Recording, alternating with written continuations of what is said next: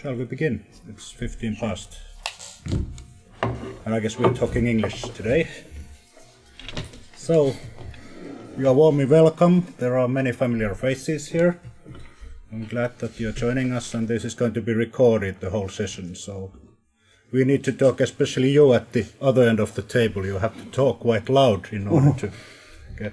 I know that you who have been participating in doctoral seminars are used to that, but because we often have people online joining us. But warmly welcome to our guests. We have Gustav Djupsjöbacka is going to talk to us. He's a professor at Sibelius Academy, former Sibelius Academy rector, my boss, and member of the Research Council for Culture and Society for the Finnish Academy. And Gustav is going to address the criteria for funding decisions of the Council, so very important themes. Ole Lützow-Holm, did I say it right? Yes, sure. He's a professor of composition at Gothenburg Academy of Music and Drama, and he's going to talk us today about facilitating research funding seminars.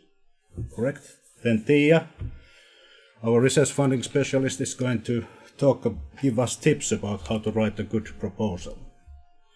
And I want to say warm thanks to the University Research Services and Merja and Tiia and Katja and others who have been participating for organizing this seminar. It's really important for us to have these cross-academy seminars on all kinds of topics that relate to research and doctoral studies, and for sure how to write good application is one of the most important themes, because we all need to do that. We all need to get external money in order to study. This is the fact. So you're all welcome. The purpose of this seminar is, of course, to support you in order to write those applications and be aware of the basis of the decisions and the standards and different ways of approaching the funding process. But it's also about creating the kind of application preparation culture for the whole university, which should be dialogical, and we should reach across the academy and institutional lines, and we should be able to, write together. So if you think about traditionally how research proposals have been made, at least from my experience in this country, it's very often that people have been writing their own stuff. And of course people are competing in the same field about the money, but I have found out that it's very beneficial to work together and let colleagues read your text, so we can support each other. So I guess we could go around a quite quick introduction, just your name and where you come from, and then we can proceed to Gustav's talk. So let's just begin here. Okay. Hello, my name is Saija-Leena Rantanen, and I work as a postdoctoral research fellow at the Sibelius Academy. Hello. I'm sorry, I've lost my voice, so I'll talk close to the microphone. My name is Kaarina Kilpiö. I'm a university lecturer at Sibelius Academy Mutri Doctoral School. Hello everybody, my name is Hannu Tuisku, and I'm from the Sibelius Academy, and I just had my public defense in my thesis.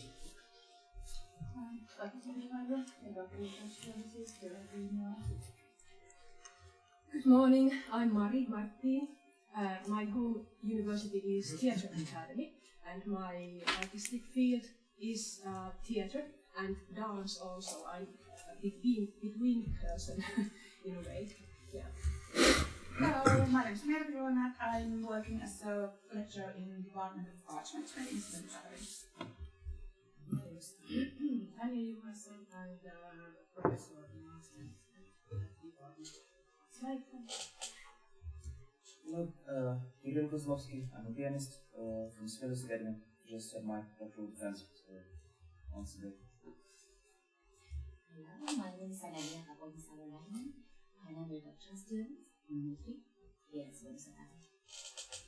Good morning, Marja-Leena Juntunen. I'm a professor in music education at Sibelius Academy. I'm Ivan Jimenez. I'm a visiting researcher here in the city of Gothenburg. I'm Merisa Kulin, I'm coordinator from the research services. Good morning, I'm Tiia Saarinen, a research funding advisor at the research services of the university. Hello, I'm Gustav Djupsjöbacka. As Lauri said in the morning, I'm about to tell you some experiences from the working in the Academy of Finland.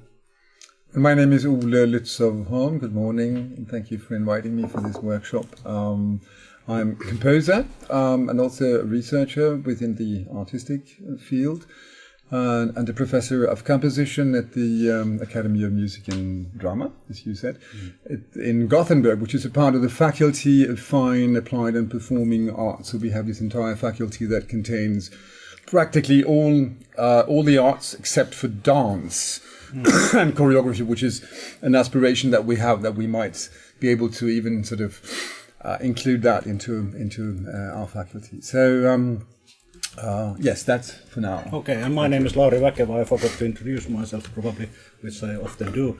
I am a Vice Rector of Research and Doctoral Education here at Uniarts Helsinki, and also a Professor of Music Education, Marjolaina's colleague at the Sibelius Academy. So, we could begin with Gustav's...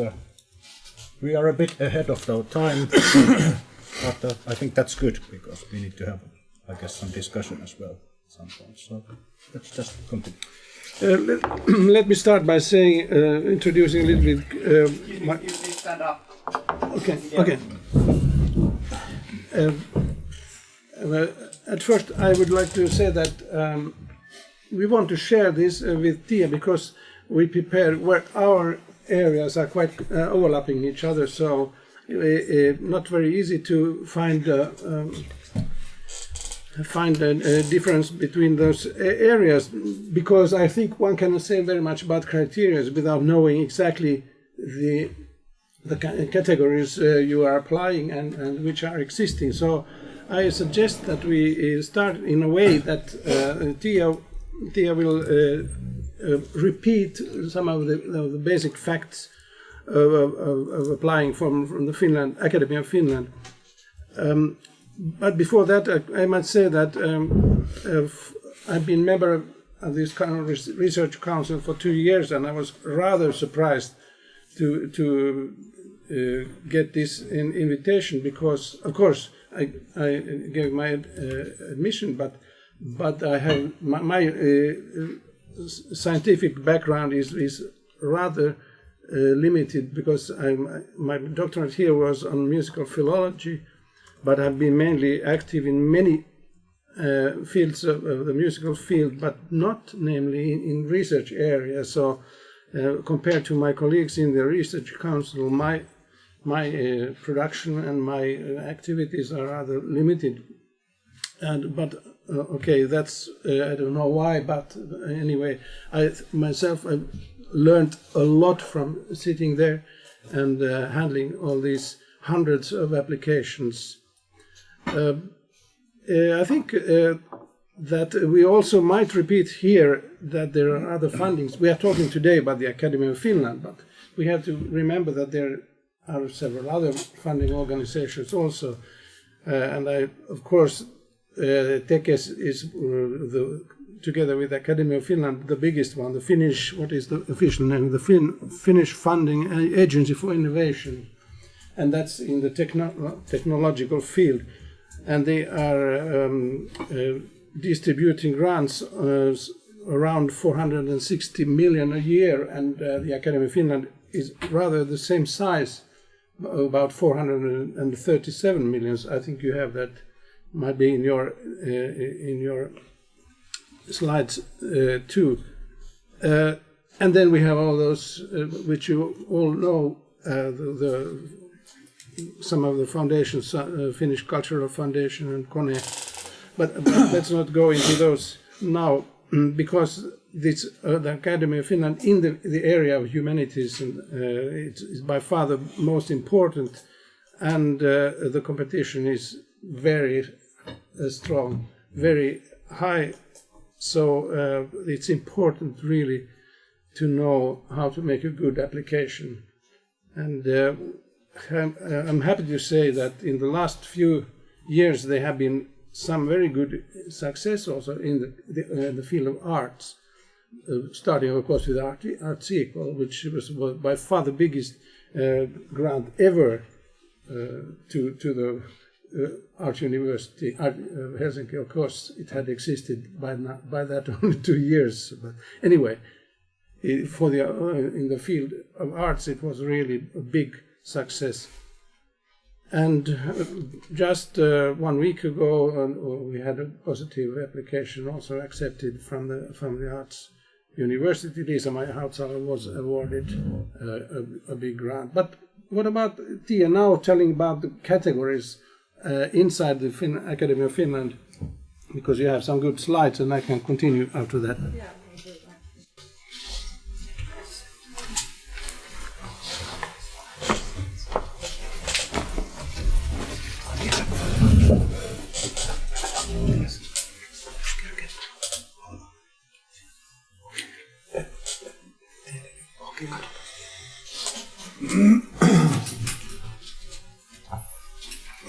Okay, good morning once again, and yeah, a slight change of our program.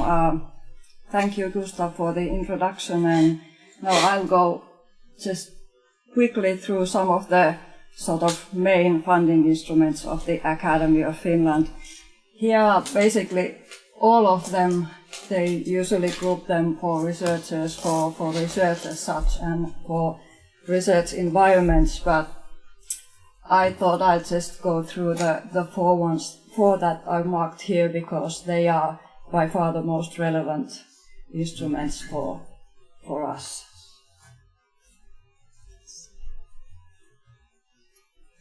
So if we go directly to the Academy project funding, the first point there is directly by the Academy of Finland. So they say that the project funding promotes the quality and diversity of research and its capacity for regeneration by providing funding for scientifically ambitious research. And basically, the funding can be applied by usually fairly experienced researchers and their teams. And the funding goes for salaries, materials and equipment, travel costs and international collaboration. And the applicant is expected to be a professor or have similar qualifications, so they can have the title of an adjunct professor or docent, but it's not a requirement as such. It's more to say that this is the kind of level they expect the applicant to have. And the Academy of Finland would like the team to consist mainly of researchers who already have a doctoral degree. Again, that's not a strict requirement, but that's what they tend to favor.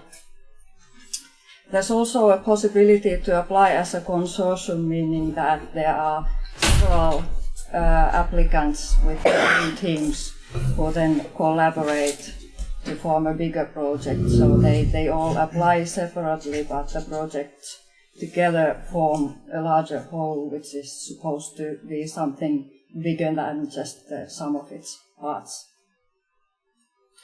The funding period is usually 4 years, or that's the maximum, and the funding period starts on the 1st of September, so it goes to the end of August, 4 years later usually.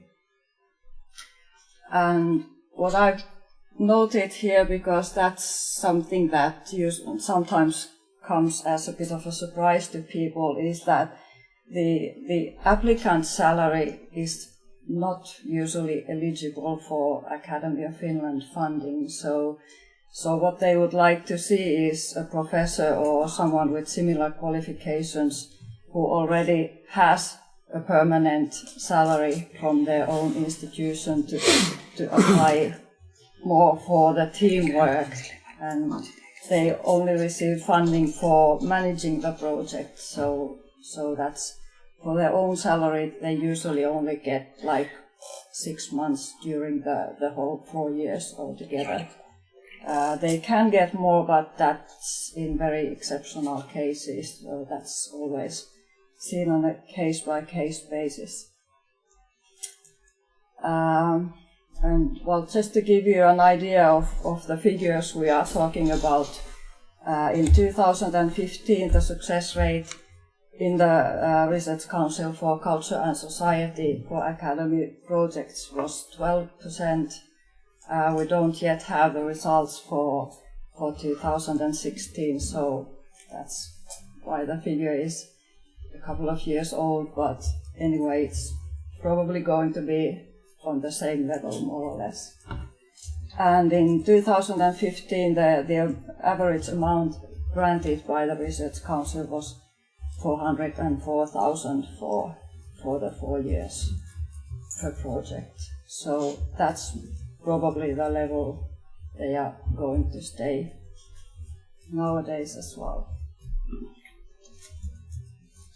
And if we then move on to the next funding instrument, they have two different types of fundings for individuals, so to say.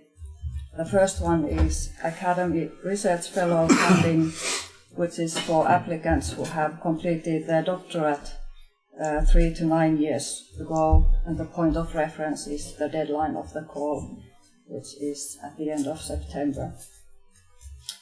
And what the Academy says about this funding instrument is that it's to support the best experienced researchers in developing their skills of academic leadership and establishing themselves as independent researchers.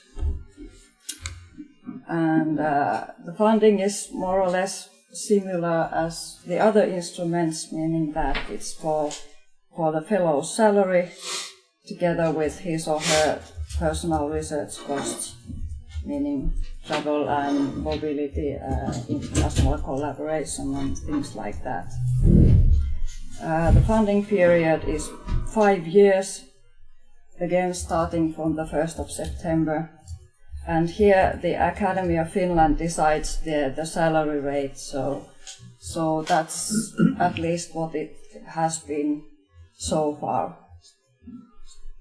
And in this case, actually, the applicant only applies first for their salary funding, and if they get that, they will then apply for the research costs later on. So, for example, like Gustav mentioned, the funding we just got a week ago, she's now in the process of applying for her own research costs at the very moment.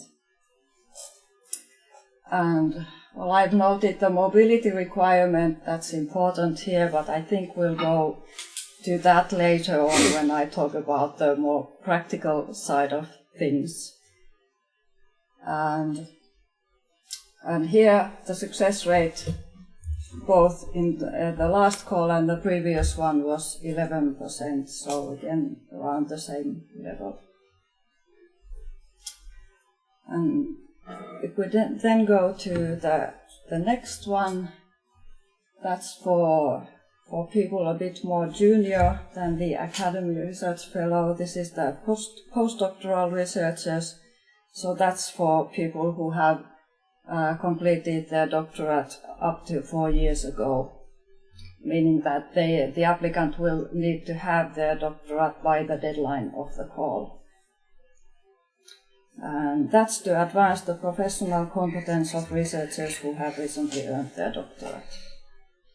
And the funding is similar to Academy Research Fellow, apart from the duration, so this funding is for 3 years. And the mobility requirement stands here too, but again, we'll go to that later on. The success rate in 2015 was a bit lower than for the others, that was 9%. And here too we will get the results in June, so no idea yet what the success rate will be from 2016.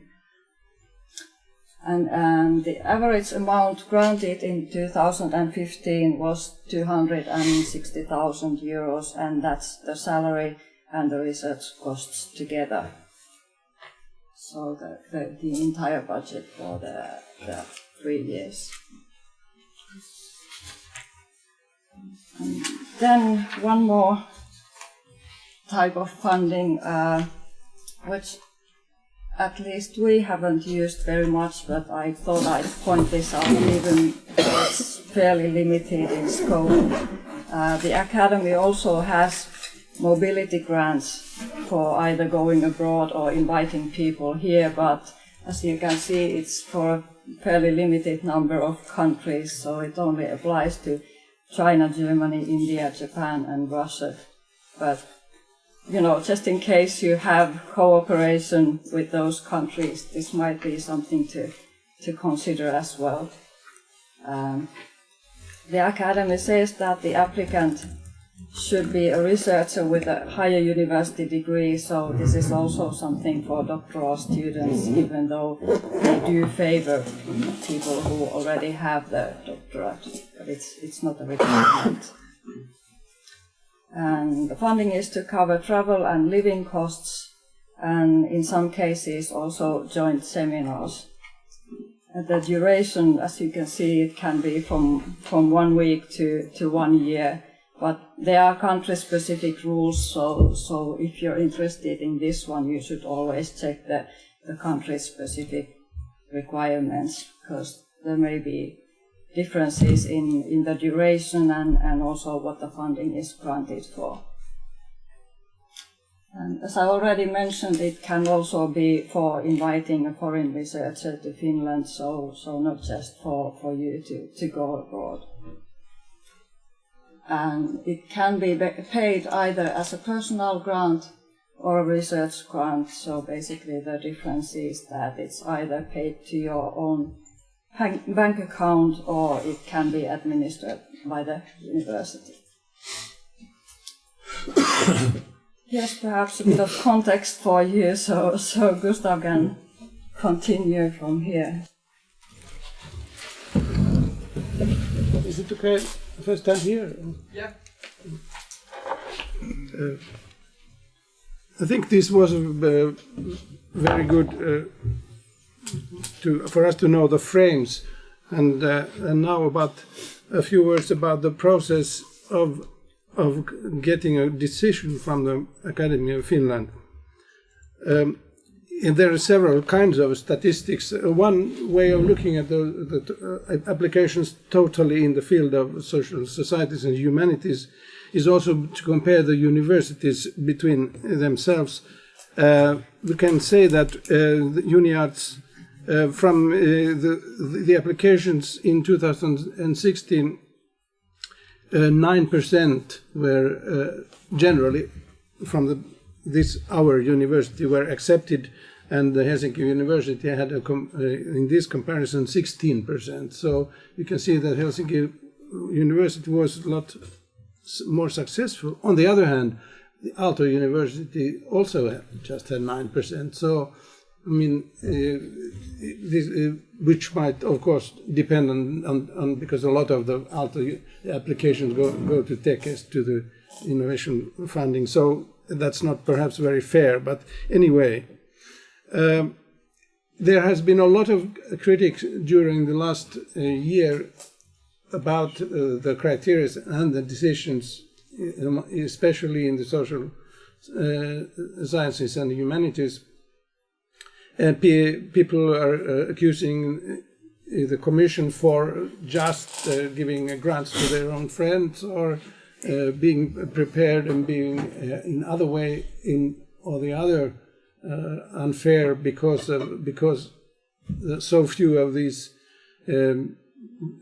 applications get positive answers, and they usually go to the same people, being very much involved with the processes of handling grants here in the Sibelius Academy and in other foundations too. I must say that my experience during these 2 years in Academy of Finland has been very, very positive. I must say that the way that the applications are treated throughout when coming in until the final decision is made is very, in many years already developed a very good system. I cannot recognize hardly any of the critics which is directed towards the Commission, because there is hardly ever any discussion about personal names or personal connections, and the the questions of not being able to, what is it? Jävighet. Vad heter det på engelska? Jag tänkte just på det. Ja. Conflict of interest. Conflict of interest, yeah, exactly. These kinds of cases are very carefully taken care of. If you have a friend or collaborator or relative, and you're automatically excluded from the treatment of this application, and the way you can influence any of your friends, or it's really restricted. So let me go to the way these are treated, and that's very much based on the panel, which we are dealing with all the applications coming in. Last year, for the Commission, there were totally 927 applications coming in, and so it's a really hell of a lot of work to go through all this and prepare it for the different way it's being treated. For these applications last year, there were 25 panels with totally 161 people included. And none of these people were active in Finland in Finnish research. If there were any Finnish citizens, they are from universities, are working at universities. So everyone in the panel is automatically not involved or may not be involved in the research area in Finland.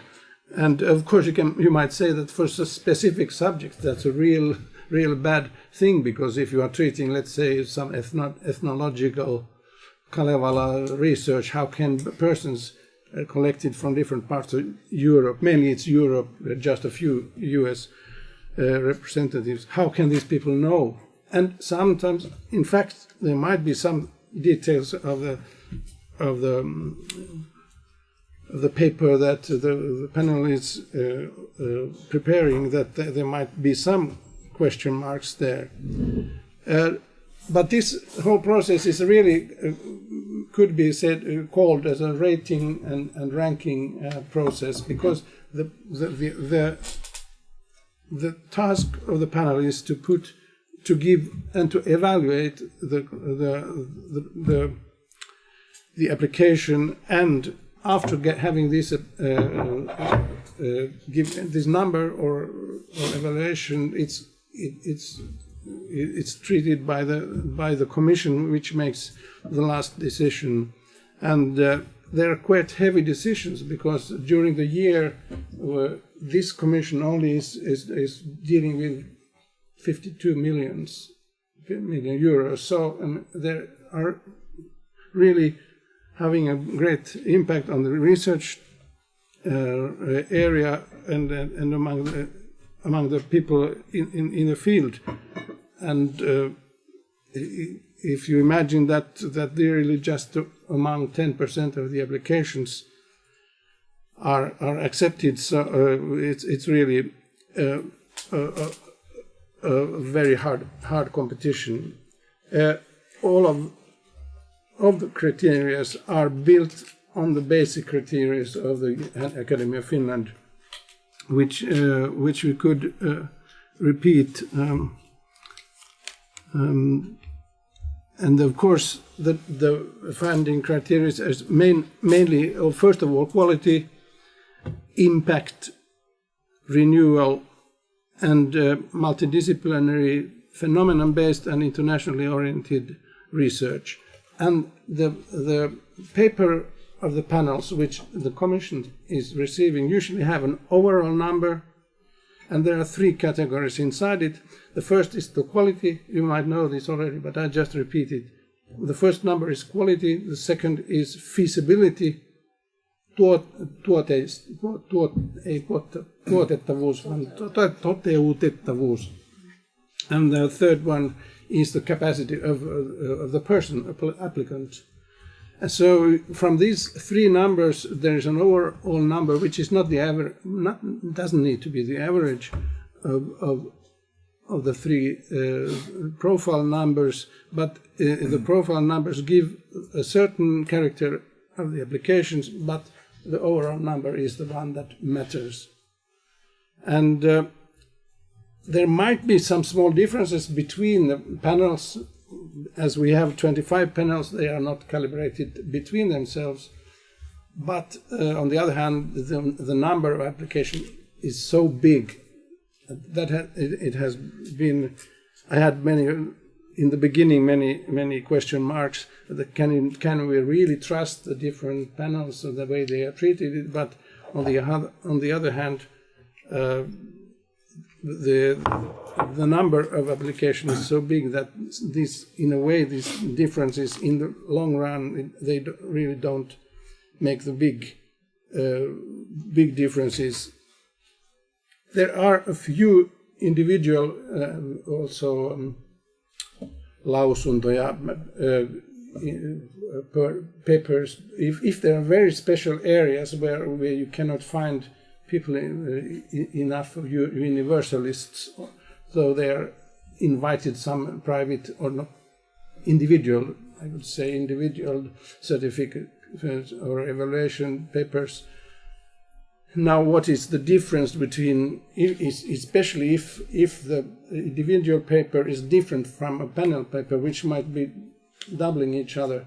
One of the absolute astonishing experience from last year, it didn't happen this year, was that the same paper, the same application gets from one, it might be one individual evaluator gets maximum points.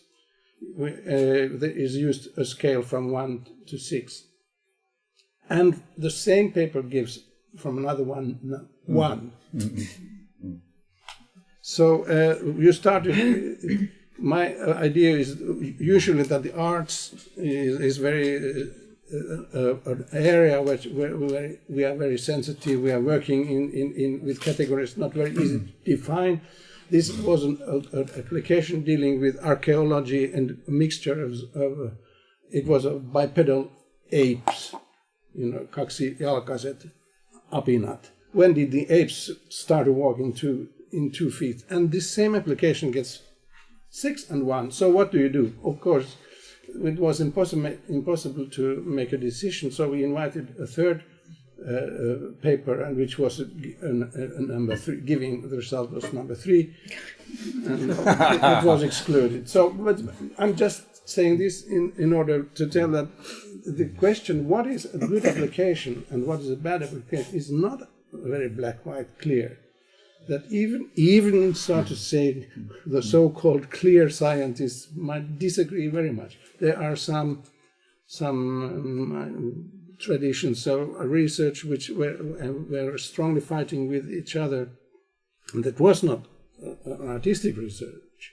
That was really basic natural science research. Anyway, there might be these differences, but basically the overall number is very, very decisive.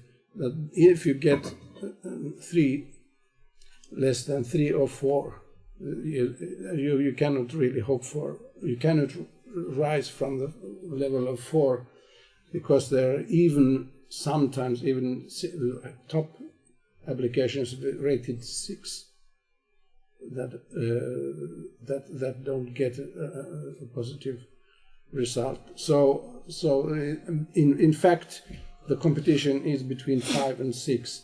And that's where the difficult things happen, and that most of the time used for discussing what's good, what's bad, what are the positive results. And this year the Commission is asked to give more detailed feedback, it's very important to know that every applicant gets a copy of the panel paper, so you can see what the international panel has what ideas they had when reading your applications, and usually the Commission's decision is very much based on the panel result. But if in case that there are more 6 top points than possible to have a positive decision, then there must be some reasons why not, and it's difficult to go into that in detail because ranking, putting these applications in order is a very delicate thing. But these 3 points are regarded very carefully. I'm talking about the 3 profile points. So the most important absolutely is number 1, which is the quality of the application. Is there a good research question? You can go further into that, Tiia.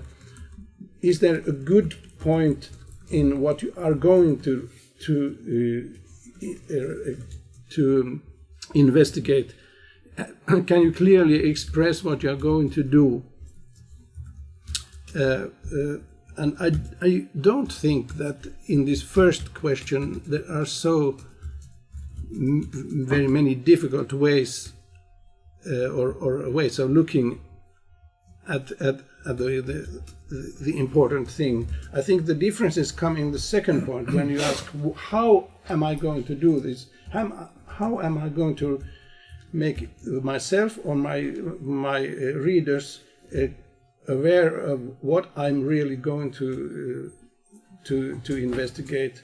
And I think that the second number is where usually the bad or the low points are coming in, because people are not always able to describe the ways we want to proceed. Usually the third number, which is the capacity of the applicant, usually means what kind of CV, what kind of publications, where has this person been active. It's also important, usually gets, in most cases, very good points. So, I mean, people apply for good reasons, but are not always able to explain how. So we have many applications with sub points, let's say 6, 4, 6. And if it's the overall number is 6, of course that's a reason not to accept this one, because there might be needed some clarifications about the feasibility of the projects. Usually the most important, as I said, is the first one, that there is a clear indication what I am going to do. There is a very many applications now that have a multidisciplinary character, and I think that's especially interesting for the field of arts.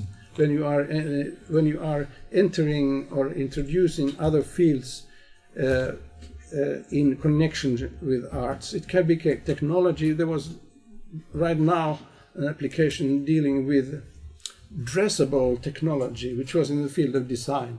How do you design things that are clearly aesthetical matters, but dealing with the technology? How are you designing and creating things that work together? There are a lot of this kind of cross combinations.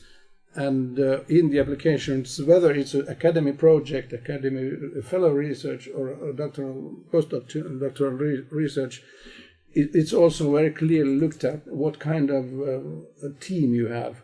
Is it a good team? Which people are you working with? Are there experts in their field bringing your own project a better impact?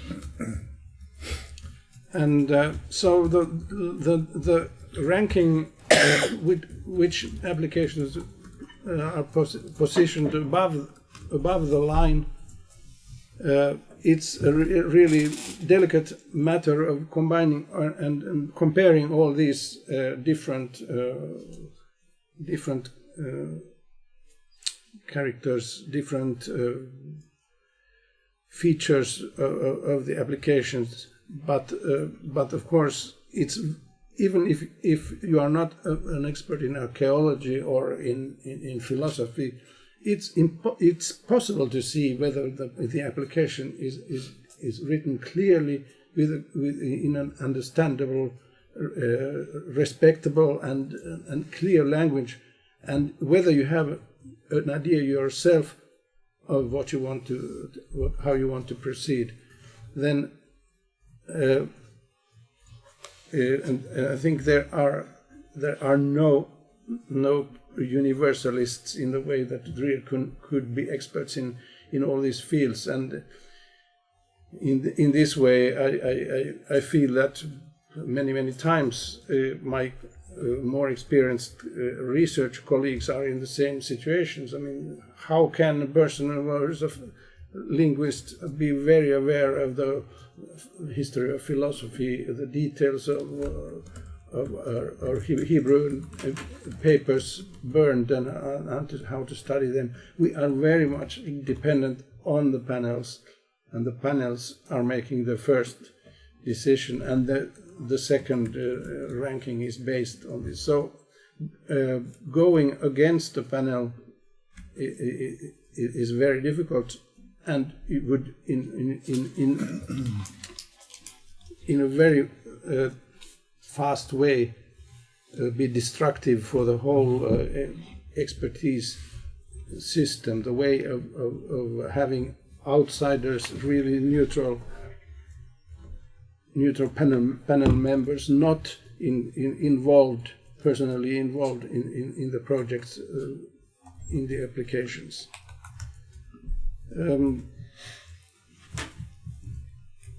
There have been some experiments also with double panels. I mean, in these cases where you have multidisciplinary projects, there might be some coordination between the panels, so that the same, especially in connection with technology, that you have some person from the technology area looking at the humanities and applications and so on. This job of being a panel member, they are dealing with about between 20 and 60 applications each and sharing the reading, but they spend 1 or 2 days traveling to Finland and meeting and going back. So basically, my respect for these panels is rather high, and they are more reliable than those single individual papers. It's namely a feature that some of the small areas are so proud to have an application from their field that they want to promote it. And without saying more than that, I will also say that among new sciences research areas, there are certain tendencies to promote those areas more than the overall level would accept. And but I won't mention any more detailed plans. But I trust those panels because they have a discussion between the persons in the panel, and they are balancing the results better than a single person writing at home, reading an application and just supporting or supplying a paper, for a panel paper. But I think it's very important that the applicant gets the evaluation, and then you can read what is rated high and what is rated not so high, where you can improve, and the final decision as I said, is based on this panel. I think that's about what I can say about this. But I'm happy, of course, to answer if there is anything you want to ask. Just one question. So, if I understand you right, you have for the social sciences and the humanities, you have one commission, right. And then you have like 16, 17 panels. Is that correct? 20. Yeah, 20 25. Panels. 25 panels. Inside this. Inside, yes, exactly. So and each panel has between 20 and 60 applications. Yeah. And then the commission receives all these 25 panels ranking lists.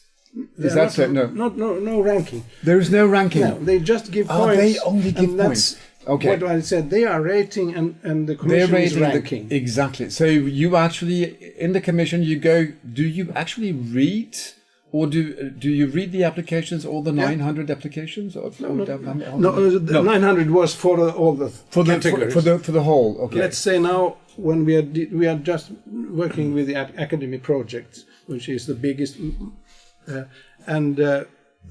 our commission had 140 applications for that. Yeah. And the commission is divided into 3 preparation groups. All right. And the group I'm sitting in was dealing with 100. So we have about 400 applications for academic projects, and so I have so there is a division inside the preparation group. The applications rated 1, 2, 3, and get 1 reader. Right. If you have 4, you get 2 readers, and all of the members of the preparation group read all the 5 and all the 6. Okay. So, I mean, for one person, this means some 70 applications, and you have the application, and you have the panel evaluation or assessment. But it's, because you also you have the points sort of.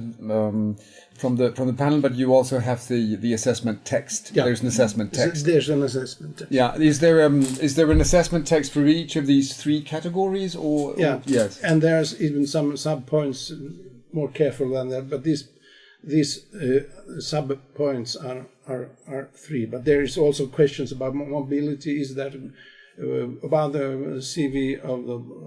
Is there a good team? Right. So that it's more detailed. I think it's about 10 points in the paper, which the panel is answering, addressing, and then based on that 3 points and an overall rate. So there's, you might imagine, it's quite a lot of reading. Usually morning, evening, even night. Yeah. And the panels, will they be? Will they be composed, sort of have a disciplinary composition? Yeah. Mainly, yes. Mainly. So there might be, let's say, 1, or there might even be 2 history panels. There was 1 philosophy, there is 1 anthropology, there is 1 gender, there is 1... There's 1 for the arts as well, then? Yeah. Art research, there's 1. And there is 1 for law. And psychology, there is 1. Yeah. And the arts panel will then have an interdisciplinary, as it were, composition. So you'll have from fine arts, from music, from and so on and so forth. Yeah. Yes. Okay. And the family names of the panel members are in the paper. So when you get your panel evaluation, you also get to know the names who have the people who have read and evaluated your application. I think that's fair, but usually they are anonymous as long as the process is going. So and the panels are appointed also for 3 years or no? Every year, but there might be some panels 2 years, but usually they're changing. And it's a really big job also to administrate this panel. A question about the criteria for commission, because it seems that often, even though you get 6 points of all that, and the rating is very high, and the application is good, and there's a good teamwork, etc., and you don't get funding. So is there, do this Finnish Academy has a certain kind of politics for research, like some areas will be supported more this year, or it's, so what is then the final, like if you have lots of high rated applications? That's what I call a delicate question. It's really, there's no policy on that, but there is a policy that there should be, and for instance, now among the academy projects, they want to support young researchers, which means young should be really not many years since the dissertation, and a good CV after that, and so if there are, let's say, 2 or 3, let's say 3 philosophy good applications, and there's one which is a really senior, and there's one who is quite young. Usually, the young one is preferred. If there are 3 philosophy applications, and there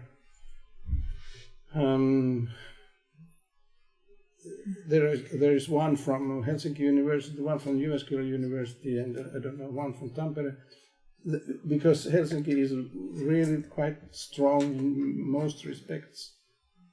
There might be a discussion whether it would be wise to give to some other university to distribute it regionally, but that's absolutely not officially, and that's not a policy which is to be followed. I mean, you cannot put it on paper. It's a very many-faced, many-faced evaluation. So the only thing is that there should be really young persons among the granted applications. But of course people ask, how can I improve? If I already am making a perfect 6-rated application, how can I improve? What can I do? And then you have to read the panel text very carefully and see if there are some things that give reason for rethinking or improvement. And I'm happy to say that some of this year's applications are improvements from last year, and last year might have ended on 5, and this year on 6. So people are working. And innovation policy is another one. It's based on the Finnish Academy. If you are researching an area which is already, let's say, some post-war trauma in Finland, which is really dealt with a lot, I cannot say, but the people who know the area say that do you have to find a new angle if you want to do the same research that 10 or 15 people already have done. So if there are 2 applications on this, the one with a new angle combining some other area discipline might be more successful than the one is just repeating, or let's say continuing business as usual, which doing the things that already has been done for many years. Well, the Academy of Finland is now thinking about reorganizing commissions, and they released the report last week, so I could show a table from that report where you can see all the ratings and the awards.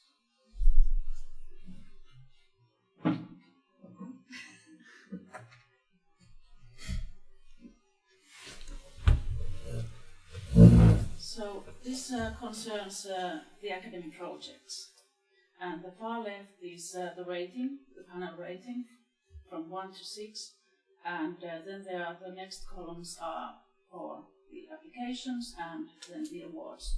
So you can see not all those applications which get the highest rating, number 6, they don't get funding. Yeah, And that's the most critique what we hear every year. So how can I improve this if I get the rating 6?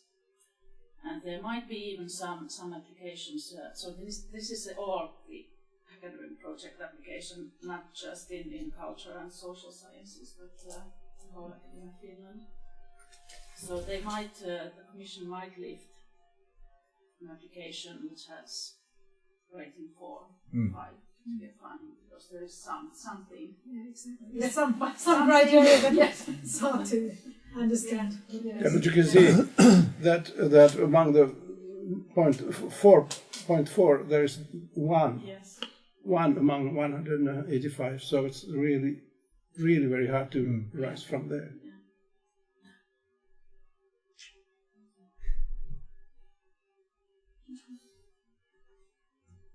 But you said something about changing the... Yes, they have sent a questionnaire to researchers and universities and applicants about, because of course they are hearing this critique and they are thinking about, but maybe Gustav, you know something more about it. I referred to the critique already. So one possibility would be that the panels also would rank. Yeah. So we have, let's say, among the gender applications, they would. But the problem remains: who's making the comparison between those panels? So then we would have to have, let's say, one panel for all these 900 decisions, and how much would these persons be able to go into details? I think it would be for the oikeusturva, for the security, for the rights of the applications, of the applicant. I think it would not be very fair, because you would have such a big umbrella then. So, I mean, as soon as someone gets and comes to a result or a suggestion better than the existing one, I think it's very, very laborsome. You're really working a lot. If there is an easier way, I really doubt that there is an easier way. Can I ask you one question, which I think goes a little bit with your question about priorities, possible priorities? What about artistic research as a field? Is there a kind of a sort of a political will or sort of expressed wish to strengthen the field? Is there anything sort of that, if that is the case, that comes with that? There was just now an academy project application dealing with the experience of peripheria, based on scenography and based on experience of movement, and I must say, basically, I have felt a positive attitude towards the impact of art, but of course we are in the old field about questioning what is artistic research and how do we define it. It's of course a lot easier for the panels to go into to trust old trails and just go, but the openness for the impact of art, when it's well formulated, well articulated, I feel there is a really positive attitude, and it sometimes even the discussion is that this part or this sector of cultural life could be a very big importance for the humanities in general, to explain how people are. I don't feel never an aggressive attitude towards, but having said that, what is artistic research and how do you define it? There's so much between the old humanities in a traditional way, and then what we call the Nelimarkka syndrome, the super subjective diary-based idea.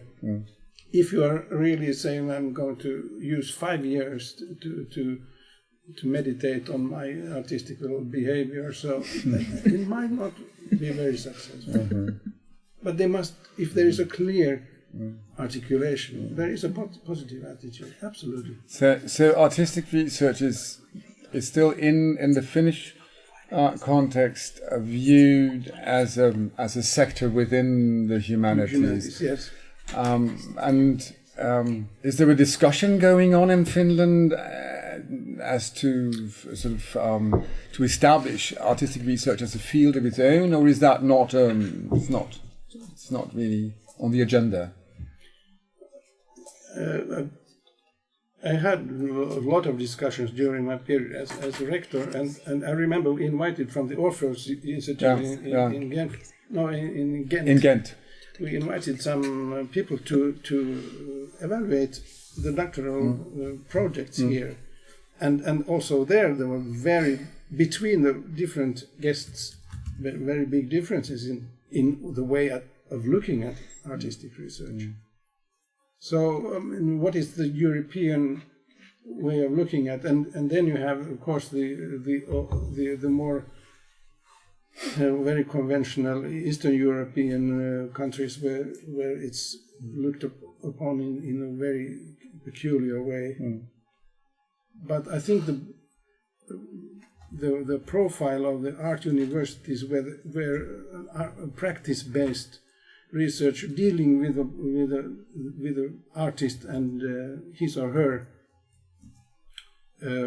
work, behavior, way of looking at life, I think that's not regarded as something curious, but more quite exciting. But I don't know whether this discussion on artistic research stopped somewhere, because I remember one seminar and trying to figure out what is artistic research, and it ended hour-long discussions, just definition, nothing else. I know. Yes. Excuse me, shall I say, I think the discussion is going on, and still different kinds of opinions. It's not agreed upon, but that's maybe something that you could discuss with Lauri. Yes, absolutely. Yeah. Okay. And there might be a slight difference between Dokmus and Mutri also here, the way of looking at it. And between academies, I mean, here different understandings. There are some other foundations who express very strongly to support artistic research. For example, Kone Foundation and Vihuri, as I think it's also. There is discussion in the society about it. Are there fairly large bodies also then? So I mean, what is the financial sort of framework for those foundations? Kone is very big foundation, especially in the artistic research. All right. The Finnish Cultural Foundation perhaps might be a little more traditional. And there are some smaller bodies also. But I think the Finnish Academy of Finland is by far the biggest in the humanities.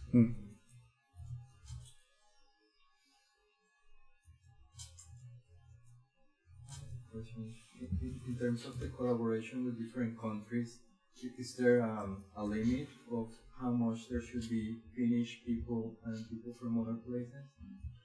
I think the basic idea that the Academy of Finland should support research which develops the research field in Finland. But the research can be made anywhere and by any people. I mean, there is really a lot of really international applications, and there are no rules on that. You mentioned the mobility. I think that's the basic definition here, and it's quite clearly said that if you are applying from the organization where you finished your doctorate, you should have at least 6 months experience, either working outside the institution or included in the application to promote the mobility. That's really something that it's now the first year saying that 6 months you should really have experience from other surroundings. And I think it's especially dangerous in University of the Arts, because there is no other university in Finland dealing with those. We have Lapland, University of Lapland with an art faculty, and you have a theatre in Tampere, but they on Jyväskylä has musicology. But I mean, I think it's really in Finland it's quite narrow-minded. We are usually tend to stick with the own university. In the US, you have hundreds of universities, so mobility it's self-evident. You don't stay with your own university. And Tiia, you're going to talk about mobility later? I will a bit, yeah. But it's clear, I didn't even say it, that all the applications, all the panel evaluation is made in English, so completely. The discussion in the commission is in Finnish, but it's absolutely, totally international. So that means also the applications have to be written in English? Absolutely. Yeah. There are short resume in Finnish, and some terms, like you do in dissertation. But okay. So you continue, Tiia. Thanks. Thank you.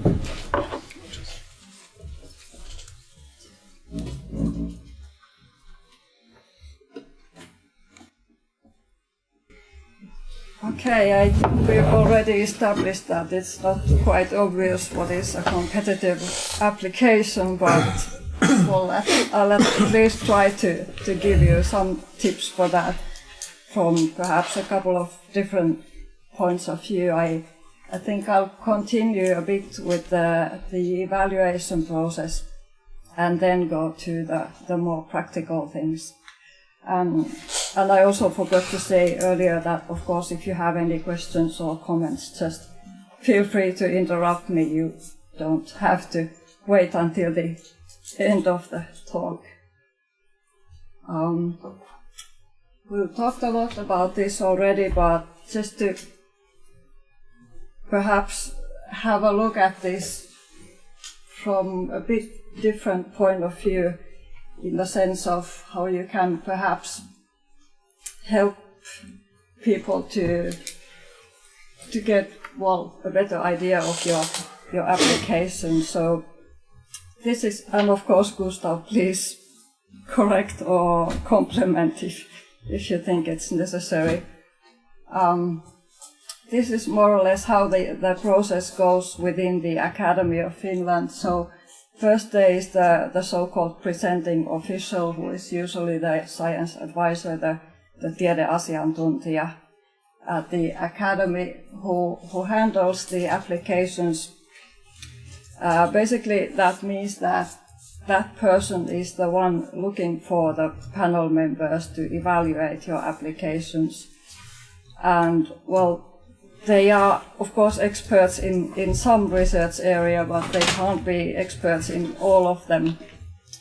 So when writing your abstract and choosing your keywords in the application, you can also keep that person in mind, so that, because that's usually the information that they use to find the panel members from the right areas. Then, well, we talked a lot about the panel work already. So they are the people who review the applications and write the panel reviews. And as already mentioned, they are usually not from Finland. So of course, usually they are not familiar with the Finnish context, So it's quite important that you explain anything that's very country specific, whether it's certain practices or just abbreviations that you use or anything like that. Just try to make it as easy as possible for the person reviewing your application to understand everything in there. And that of course goes for the language as well. So try to write in as general language as possible. Of course, always showing your own expertise, but just don't make it too with jargon from your own field, because the people are not necessarily exactly from your own field. They can be from somewhere quite close. And then finally, there's the Research Council that makes the decision, as we already talked about. Then we already heard the review criteria. I just have them in perhaps a bit longer terms here. Perhaps we won't go more deeply into those, but just a couple of points for you.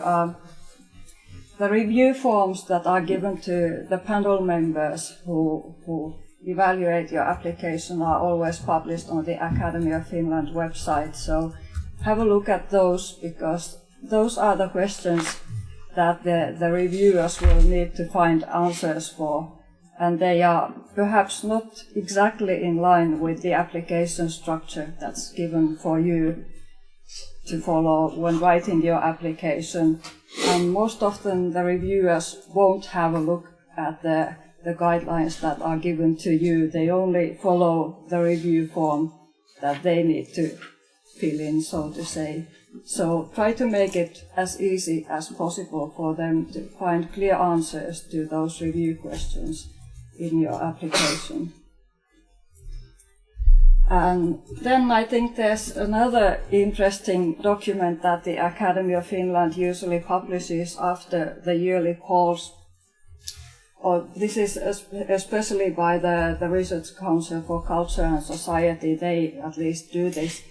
They make a summary document of the reviewer feedback that they receive every year, and that's quite interesting reading, because basically they tell both the strengths and weaknesses that they find on the general level. They of course won't go to any one specific application, but the general trends that they find in the applications. So I think you should definitely that has been published from each year, but that link goes to the most recent one that there is.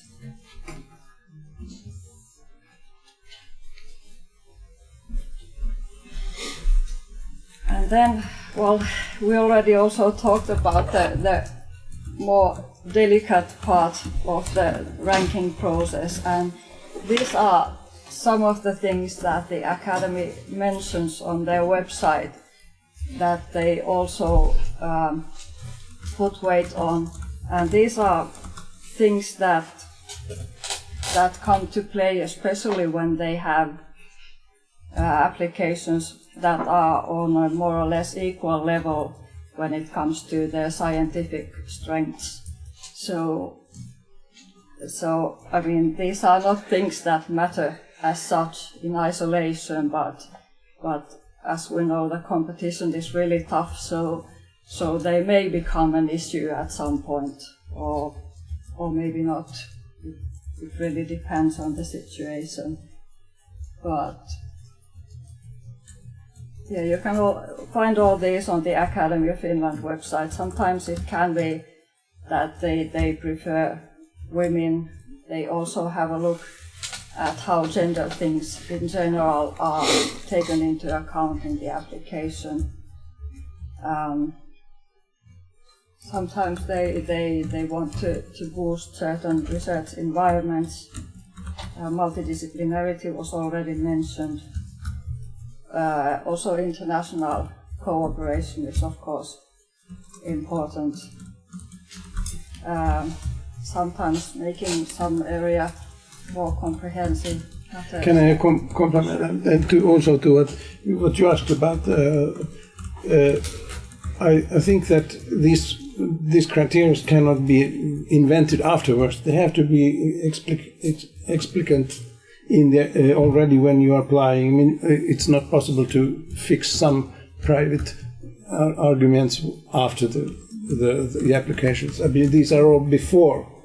They are explicated before you are applying. So, I mean, I just wanted to say it's not personal experiments there, but they are all based on clear documents. Yeah, that's right. Sometimes the academy also has the so-called academy programs, so they are research area-specific programs that have their own calls. So that one goes for those more or less. And also centers of excellence, of course, that are also funded by the academy can be strengthened and promoted. Arts Equal was promoted by the Strategic Research Council. It was not by the Commission of Social Sciences. Yeah. Can you just say 2 words about Arts Equal, because I'm not really familiar with that. Best Arts Equal. Just 2 lines, just huge. Yeah, I understand. It's a research initiative about how to promote equality and well-being in Finland in 2020. Okay. Offering having arts as a social right. part of the social writing service. So it's a national. Yeah. 5 million euros. Yeah. Great.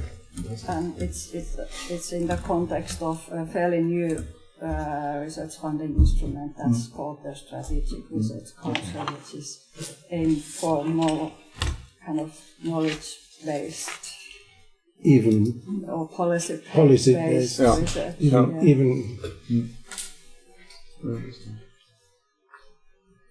Okay, and then the list continues with a few points still from the Academy of Finland website. So some of these have already been mentioned, because, for example, the applicant's CV is, of course, evaluated during the usual evaluation process. So some of these come from there. So they also have a look at the applicants or the principal investigators' experience in managing and handling projects like this from earlier times, and whether they have got previous funding, so in a way kind of if others have believed in that person too and given them money, so they have both experience and prestige coming from the earlier fundings. And of course, good scientific practice, meaning both ethical aspects and intellectual property rights, are very important parts as well. And then perhaps last but not least, open science is something that's coming up more and more. It's still not an official evaluation criteria, but they too take that into account very much.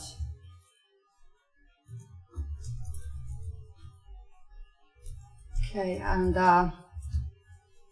I mentioned already that the Research Council for Culture and Society publishes the general comments given by panel members in the previous evaluation rounds, and I've just collected a few of the points that have come up in the past couple of years.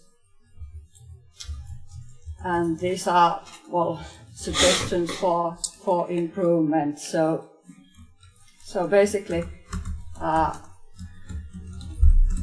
if we look at the weaknesses that they have found, perhaps this is not the most positive way of looking at things, but I hope it helps in a way. So sometimes the research design or methodological framework have not been that clear, or they have been on a fairly general level. So what they would like to see is a solid and coherent connection between theory, methods, and goals. So some kind of a red thread, so to say, or you could kind of think that you guide the reader by the hand throughout your application, so that everything you say connects to what you have said previously.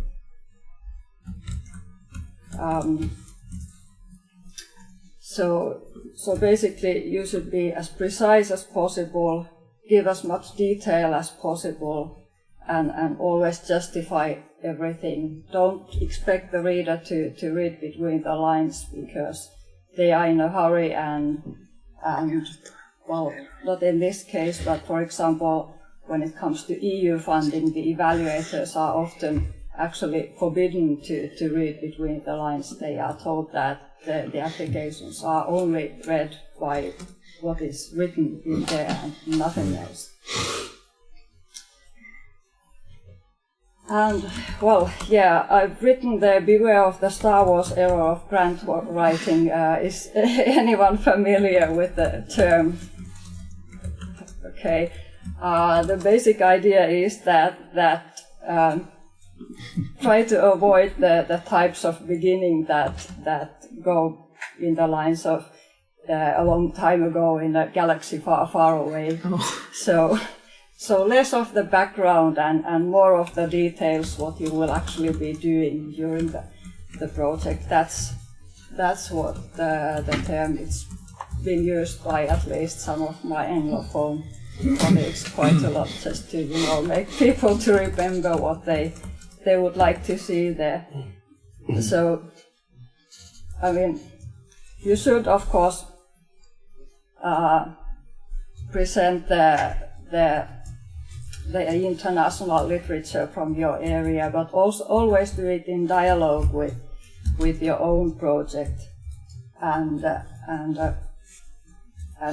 keep the background part fairly limited, and even so, I mean, even if the background part is as good as can be expected, it's a good idea to actually start by saying what your research is about, why it's important, and why you are the person to do it, because sometimes that just comes only on page 3 or something, so I think it tunes the reader in better if you start with that and then you go to the background section.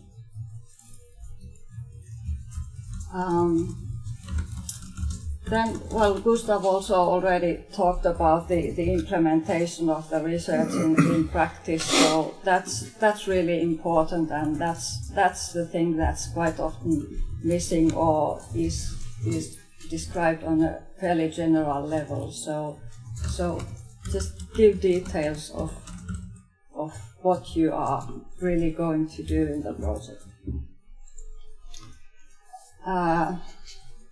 It's also important to identify the potential problems or risks in your research, because in that way you show that you are aware of them and you know what you will do if you face the situation. It doesn't, of course, necessarily mean that the risks will actually become true, but just to show that you are prepared. And then also something that the evaluators have pointed out, that there should be a balanced relationship between what you've done before and what you are doing in the project that you are proposing to the Academy of Finland. So try to find a new angle to what you've done before, but just make sure it's not completely disconnected from what you've done, so that it still remains plausible.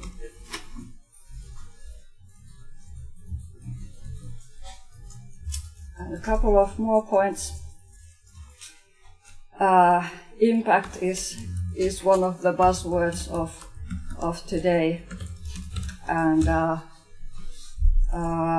the scientific impact of your research is of course one of the evaluation criteria, but then there's the societal impact as well, and especially when it comes to perhaps more Finland centered research, it's important to put the whole thing into context so that the foreign evaluators will understand the impact that your research is going to have, and of course also the theoretical framework helps in that.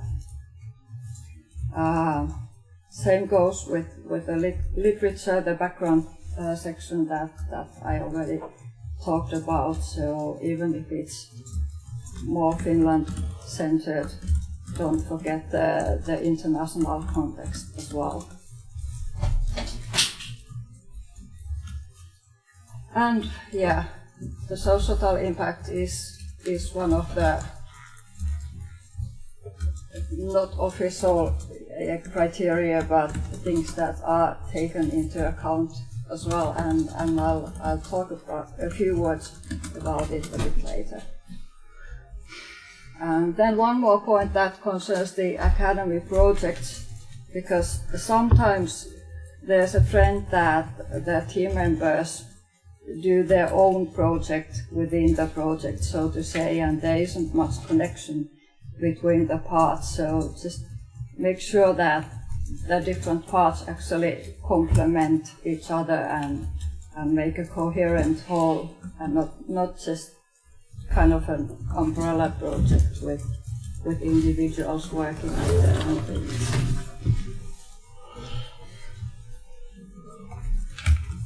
And then, well, just perhaps in slightly different words, more or less the same things that I've already said. You could probably discuss a good application forever, but here are a few points that you should keep in mind. So it's of course clearly written, it has a story, some kind of a red thread going throughout it. It offers clear answers to the reviewed criteria that was also already mentioned. It's understandable for a well-informed non-specialist because, as mentioned, the reader isn't always from your exact own research area. It responds to the call and takes into account the call's objectives, of course. And, well, as obviously as it sounds, it follows the given instructions. I mean, they are there for a reason, so if you are asked to also discuss the ethical implications of your research, you should do that, even if it's not the main focus of your thing. The research plan is innovative, but also feasible, again, coming to implementation, that it should also be possible to do the thing. Well, not all research is hypothesis-driven, but of course usually it should have a clear hypothesis. If there are more people than just one working on the project, it has a clear division of work. And, well, its practicalities, budget is of course well planned as well. Something that's also important for the Academy of Finland is researcher training, so that should be taken into account. If you're more experienced, it's more about your juniors, and if you are applying for funding for just yourself, it's perhaps more about your own career. It includes a mobility plan, again something that the Academy of Finland is asking you to describe, but what's important is that it's not mobility for mobility's sake, it's something that supports the project that you are applying funding for, and also your career, or at least one of those. Then the abstract is actually quite important. It's kind of your sales pitch. It's the thing that everybody reads first, and it's probably also something that people go back to when they have a pile of applications and try to remember which one was which. So they'll quickly glance through the abstract. So don't do that at the last minute in a hurry. Just try to put some thought into that as well. Plan B was already mentioned, and then also you can use tables, images, you can bold important parts, things like that, just things that make it more readable or easier for the evaluator to read.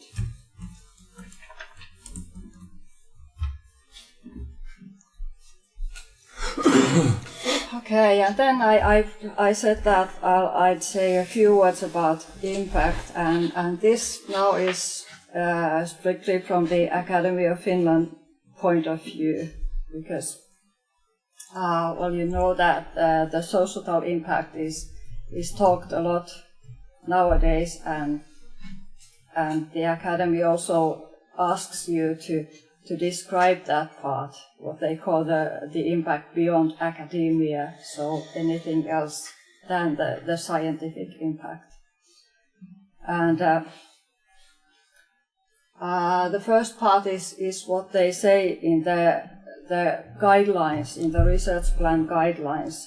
So they ask you to describe the reach and potential utilization value of the research beyond the scientific community, and give your own estimate of the potential for societal impact in the long or short term. So basically it's just an estimate of the potential before the actual implementation of the project. So I think that's important to remember, because sometimes people say things like, you know, how do I know what's going to happen? I'm not in charge of this, and that happens. It can happen like 10 years after my project has ended, but this is what the Academy of Finland would like to see. It's an estimation of potential, not a promise that something will actually happen. And this is then how they advise the reviewers to see what you're written. So they write that you are also welcome to comment on the effects and impacts beyond academia. However, impact beyond academia should not affect the scientific review or rating of the application. Instead, it will be considered as an additional factor when making the funding decisions. So again, not official criteria, but something that could play a role, especially if you have applications that are scientifically on an equal level.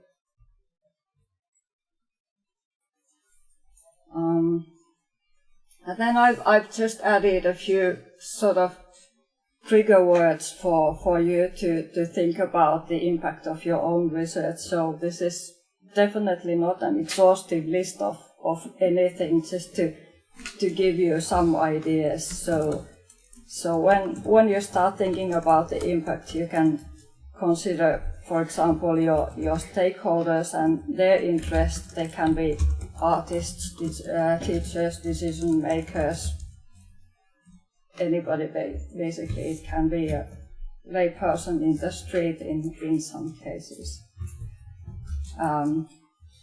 The impacts can, of course, be long or short term. There's a huge difference sometimes. There are different pathways to make the impact happen.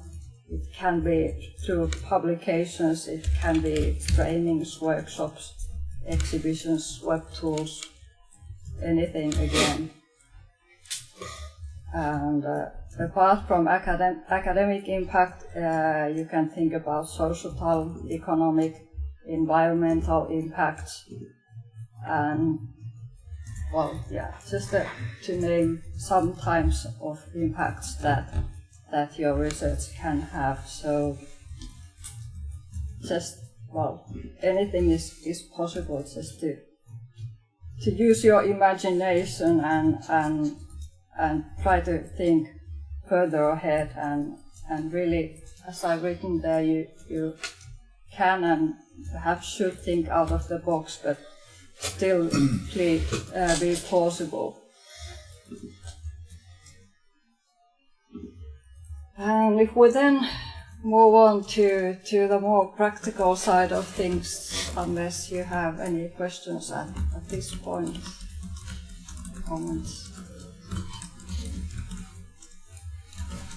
Okay. So just to point out, anything I say, especially from this point onwards, is based on last year's guidelines. The new guidelines for the next call will be published early July, most probably. So there may be changes to this. Just keep that in mind and always read the most recent guidelines. So I was actually specifically asked earlier to talk about the mobility requirements. So here's what it looked like, at least last September. At the moment, all I know is that the requirement will stay, but whether there will be differences based on the first call that it was applied on, I don't know yet. But basically, the requirement applies to the individual funding instruments, so the Academy Research Fellow and postdoctoral researcher funding. And there are two cases where the requirement is met. So if you apply funding for a different research environment than where you got your doctorate in, then, well, you fulfilled the criteria. Or then if you apply for the funding for the same research environment where you did your doctorate, you should have at least 6 months of research experience from different research environment by the deadline of the call.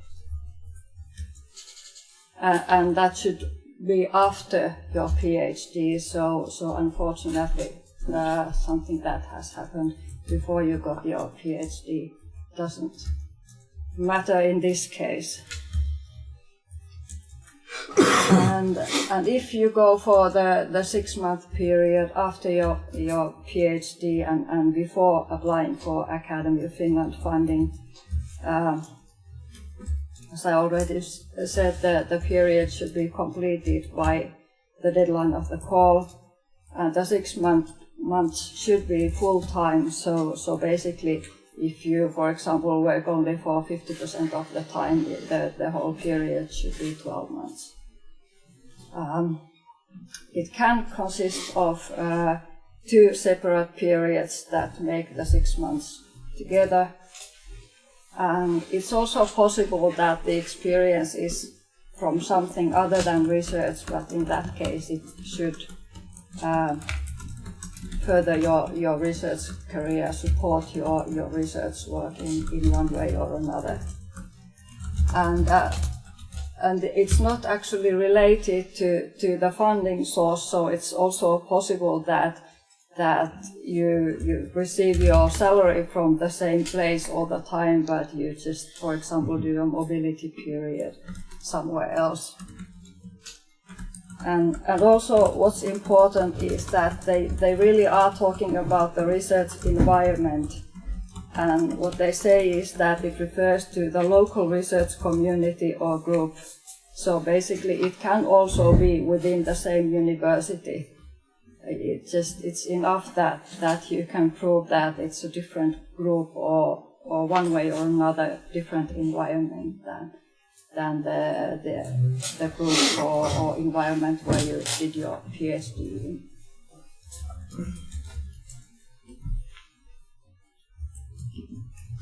Okay, some of you are already probably familiar with the application structure. I won't go through that in more detail. Just for those of you who are not familiar, can have a quick look at it. So basically there's a 12-page research plan, and then other appendices like your CV and publications list and so on. And just to mention, perhaps I already mentioned open science, and what the Academy nowadays would like to see is that you include a data management plan in your application. And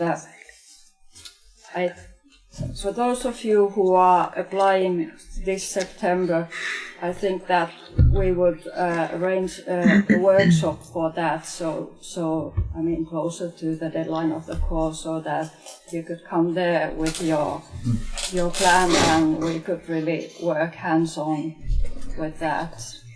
So how many of you are actually planning to apply in the next September round? Okay, yeah, I think I'll be contacting you to try to establish a suitable time for that.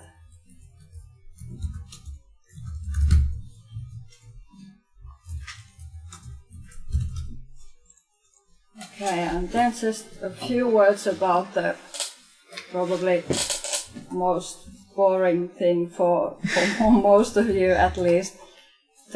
Just to start with, I'm there to help you. Of course, not just with budgeting, but other things as well. But when we talk about the budgeting part, we have a budgeting template which helps you a lot. It's basically an Excel sheet which has all these percentages already in there, so you can just fulfill in, for example, the working months and your personal salary, and the Excel sheet does the counting, so it probably helps you a lot. Well, I noted there the percentages that you will need for the application, and the Academy of Finland contribution is maximum 70% of the total budget. And salaries are always budgeted according to the usual practices of the university or the academy, apart from the Academy of Research, Academy Research Fellow.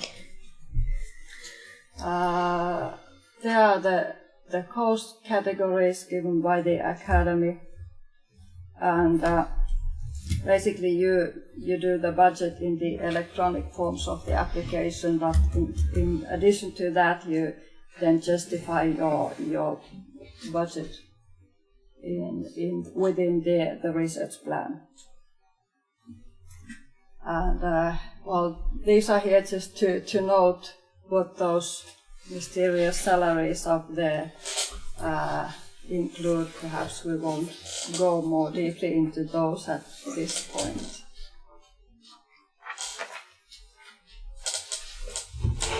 And then just finally about the actual applying process. So most likely the next deadline will be the 27th of September. It's usually the last Wednesday in September. And as I mentioned, the call text will probably be published in early July. And you should always, of course, read the most recent instructions, because there may be slight changes to what has taken place earlier.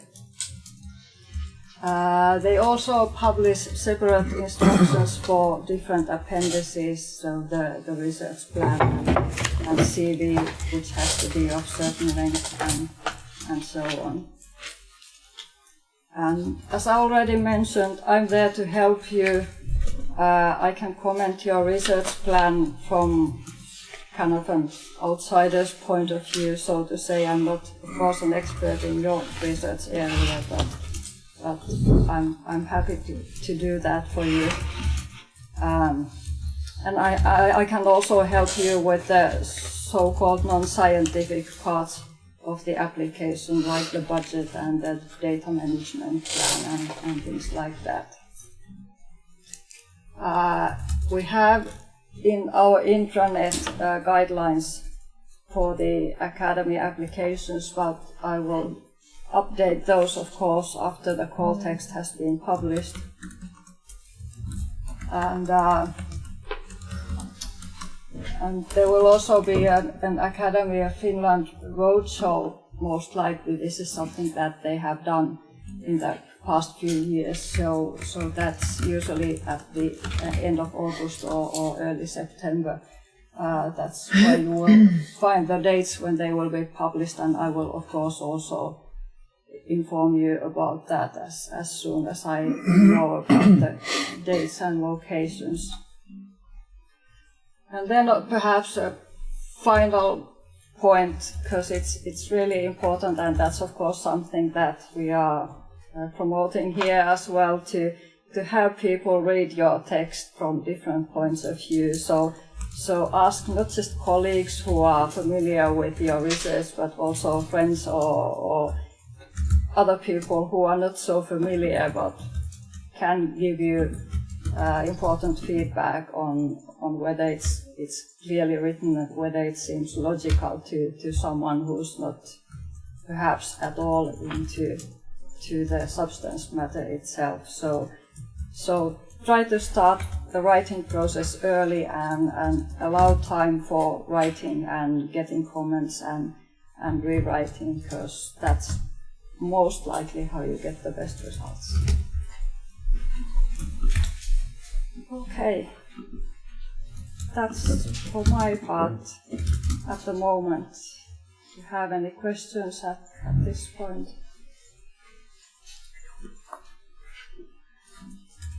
Complete silence. Yeah, this is fantastic. Thank you, everybody. Well, first of all, thank you for inviting me to this workshop. It's exciting because I have no idea how things are going to work out, but we'll really sort of try to support and help one another. And also thank you to Tiia and Gustav for great introductions, because this is really important, because this is how things work in Finland. So whatever I brought with me, these things refer to the Swedish context, but I just thought maybe I'll just inform you a little bit about the Swedish situation. And also I realized that we don't differ that much in terms of what we focus on, what kind of criteria we use, and so on and so forth. Just this short introduction to why I'm here, why I've been invited. I was, the last academic year, 15-16, I was invited as a guest professor to Stockholm University of the Arts, which is a similar construction as the one in Finland, with the exception of, I think that, you have visual arts, we don't have visual arts in Stockholm. You have music, we don't have music. So it's theatre, film and media, circus, dance, and opera. That's what that school is consists of. And we also, as in Finland, we have the Swedish Research Council. But unlike Finland, we do have, since approximately, I think, 7, 8, or 9 years or something like that, we do have a specific commission in the Research Council that is devoted to artistic research. It's the Committee for Artistic Research, Swedish Research Council. And you can Google under Vetenskapsrådet or Swedish Research Council, and you will find information about that. So I'm not going too deeply into that, but that is special. And we have also, of course, yearly calls. They differ a little bit. We have a deadline in March. And with the beginning of each of the projects, the 1st of January. So it's the calendar year, not the academic year, which is, I think, a bit problematic. But that's how things are. So being there in that environment, exciting environment, and being invited as a professor of one of the profile areas, concept and composition, I realized that there was no organized effort made in terms of applying for research funding from the Research Council. So I proposed to launch a support structure that would be collegial and dialogic. And I did that in a very simple way, and it's sort of built on that model that I think we should work this afternoon and tomorrow morning.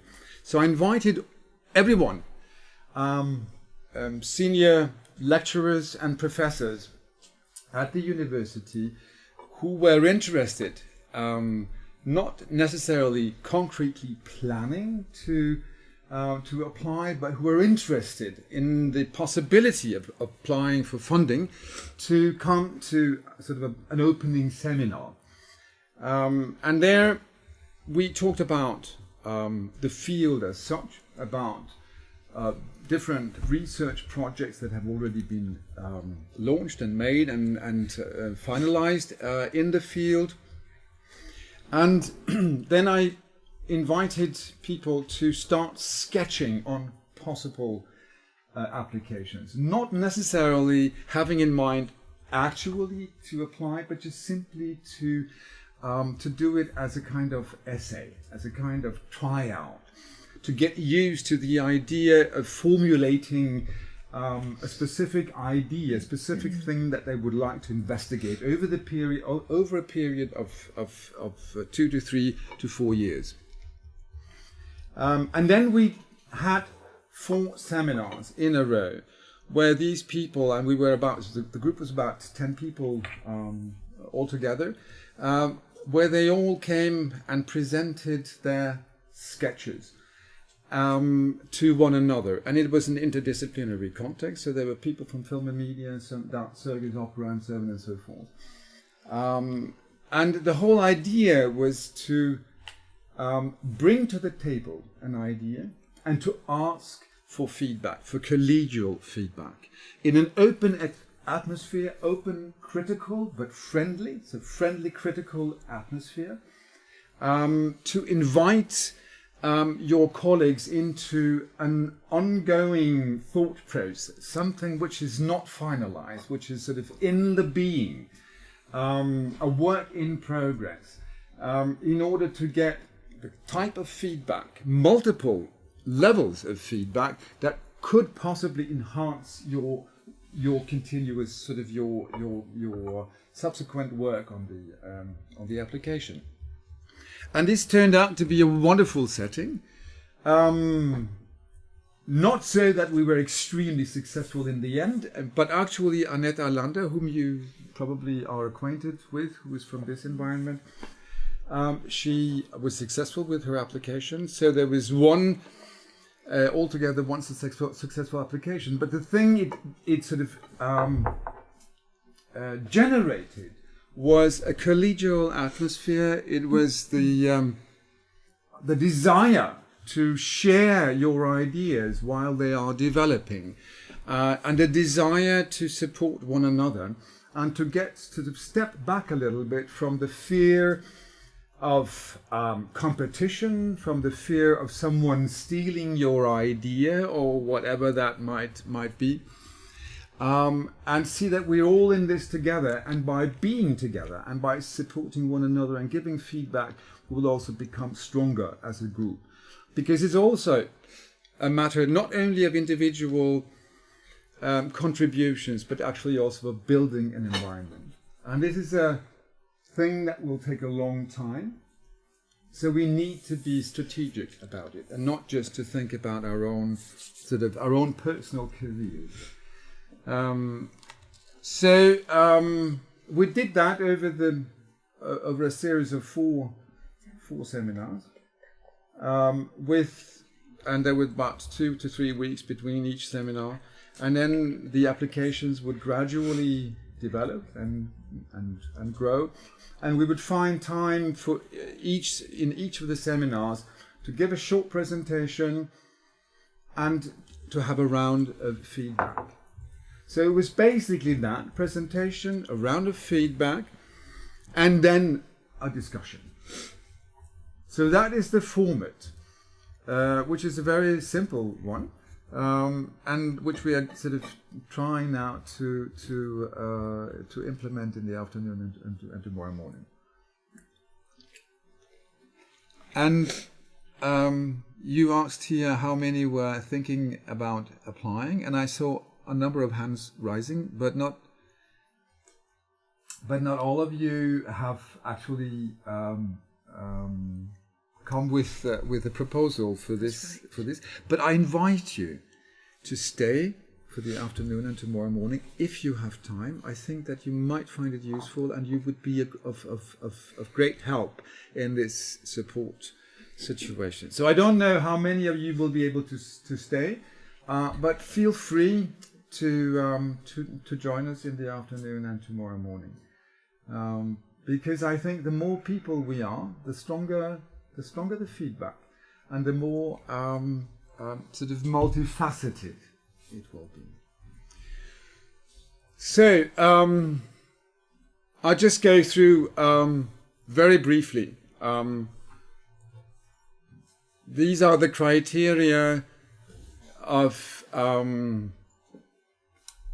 sort of behind the rating of research proposals, applications in Sweden to the Swedish Research Council. We have a problem in Sweden in that the committee is both the rating. It's both a panel and a commission. So we do both the rating and the decision making. So that is something that has been discussed for several years. But since the field itself is so small, there is not so much money for the research field. We do have a field of its own, artistic research in Sweden. Although we do not have a very strict definition of what it is, but there is a kind of since we sort of launched research education within the arts, there was sort of a consequential thinking that since we have a research education in the arts, we also have a field which is emerging, a field which is not yet stable. But a field that needs to be called something, and a field that needs to be framed as such as a field. So after some years, the Research Council decided to establish this Committee for Artistic Research. There is not a lot of money. We have about 1.5 million euro every year. But still, it's a stable thing, and it goes only to the field, to applications within the field. So there is the question, and this is the thing that goes for the whole Research Council. It's not particularly for the artistic field. And we are struggling with these notions. We're struggling with the notion of novelty and originality. And there is a critical notion about originality within the arts, in particular within the fine arts. But these are the criteria that we have to somehow relate to.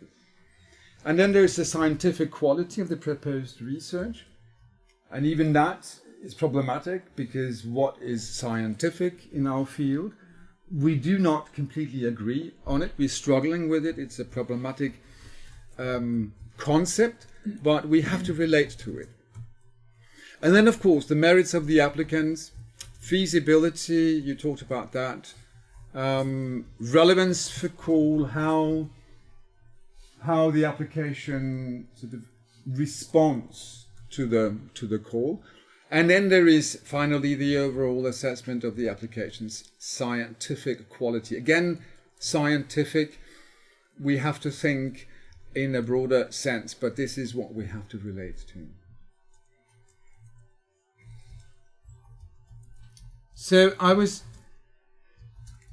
a member of the committee for 4 years, and I was asking myself,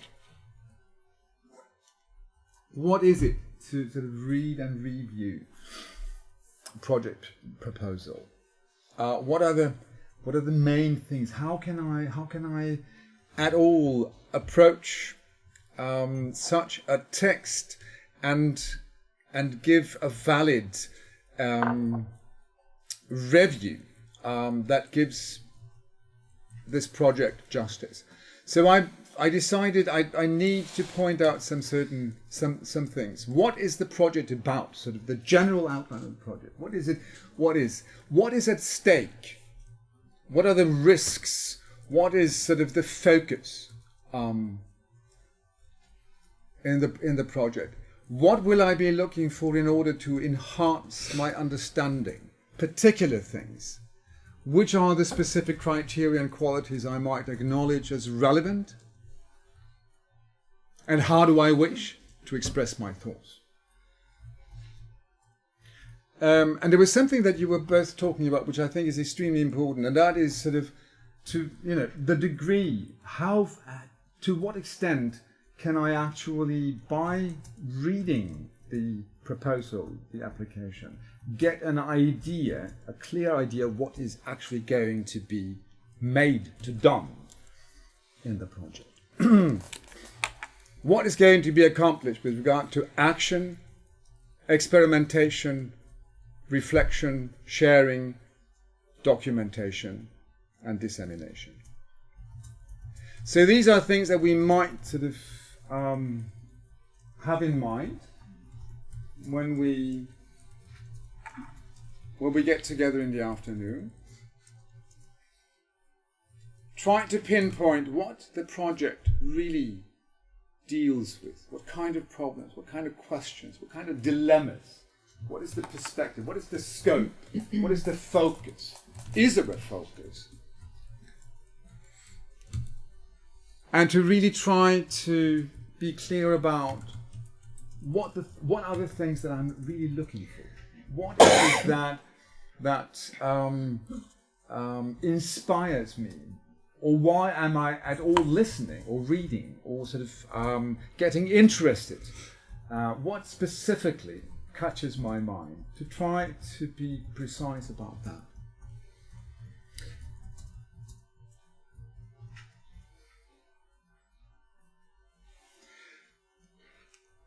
This is the application structure. And I think it doesn't really sort of differ very much from your, but it's thought of as a narrative, so that by going through these 7 stages, more or less in that order, you will actually create a narrative of the research before it has been done. So as Gustav and I, Tiia, talked about, to really start with a very precise explanation of the purpose and the aim of the project, so that you go directly into not a description, but like by saying what is this project about, and what are the aims, the goals of the project. And then comes you talked about background. I don't know if you have this idea, this sort of the concept of the survey of the field, or to what extent you really sort of that is an important part of the project description. I could give one example of people who are describing their purpose as a revolutionary and groundbreaking, and in the application it's obvious that some of the most important researchers in that field is not quoted or is not referred to. No, exactly. Then it's really it's not very convincing. No. It happens. And I think that the survey of the field one should see not as something which is mandatory just for academic reasons, but it's actually something that you write about in order to connect your purpose and your aim to a field, so that you contextualize what you are going to do, that you actually are aware of and find support in other research that somehow ties into, points into, connects with what you are going to do. So that there is not so much maybe the theoretical parts, but what other research is being done in the field that relates to what I want to do. And again, not as an academic, in the first place, as an academic mandatory thing, but simply something that will enhance what you want to do. It will enhance, support, and give feedback to your idea. And then comes the project description, which is the larger chapter, where you also give some account of how you want to use theory and how theory and method are implemented and work together, how theory informs method and method informs theory. But of course, again, we are talking, I mean, that's something we're discussing quite much in my context, is that, for example, method, the idea of method as being a generative thing, not something which is applied as a static method necessarily, but a method is something that evolves over time. It is something that sort of comes into being with your research work. So, and of course then theory will also relate to method in a more organic, dynamic way, perhaps, than in other disciplines. This is something that we struggle with in Sweden, to sort of to make that to have that accepted, sort of. So that theory and method, we think of, we try to think of in as sort of an expanded notion of theory and method. To think of the method as the way you walk through through the project, as instead of appropriating sort of a ready-made method. But it should be obvious how you think you will move through your work, through your research. And then, of course, the organization and realization, timetable, schedule, how you think you will proceed. And then comes a chapter about significance, which I think you also mentioned. You called it something else, impact, I think. So significance is, of course, not necessarily talking about your project as the world, as the revolutionary thing that will sort of save the world or what, or is the best research ever made. But significance in the sense how it will stand out as something, as a new contribution to an already existing field. Preliminary results is something, I don't know if you have that, but that is how you build how you think to build your research project on research that you have already accomplished. So that is something that will back up and sort of support the foundation of your planned work.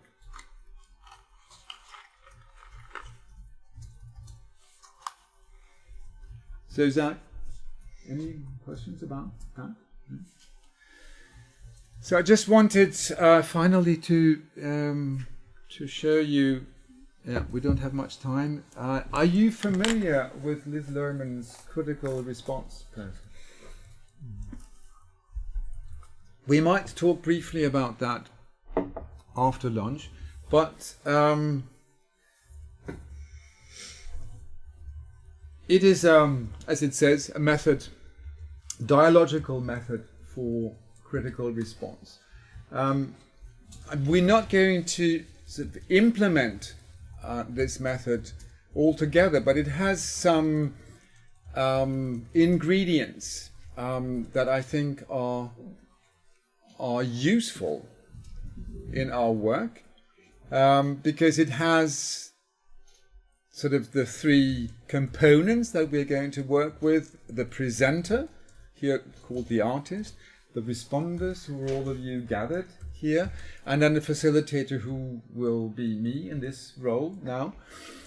And the thing is built on a dialogical, responsive way of presenting and enhancing an artistic work or a proposal for an artistic research project.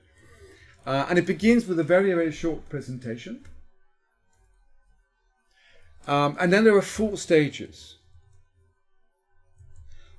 One where everyone in the room will give a short account of what one has understood from the presentation. And done in such a way that it will enhance or support sort of what did I find inspiring, what did I find interesting, exciting, evocative, or striking with the presentation. So to highlight the positive things that I heard from the presentation. And that will be done individually and without any comments. Just a very short account of what did I understand and what inspired me from what I heard.